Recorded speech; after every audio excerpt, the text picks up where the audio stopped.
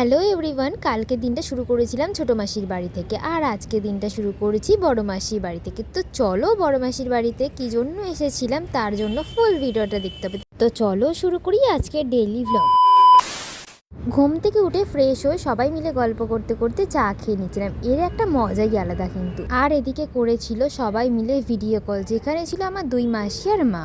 তারপর একটু বেরোলাম বাইরে, আর এইরকম গ্রাম্য পরিবেশ মানে এই যে পুকুর গাছপালা আমার ভীষণ ভালো লাগে। দিন ঘরে এসে খেয়ে নিলাম মুড়ি মাখা, আর এদিকে চলছিল প্রিপারেশন, ছিল প্রচুর রান্নার আয়োজন। তার জন্য দাদা বৌদি ভাই দুজন মিলেই কবজি ডুবিয়ে একদম রান্না করতে লেগে পড়েছে আর কি। অন্যদিকে সাজুগুজু করে আমি তো রেডি।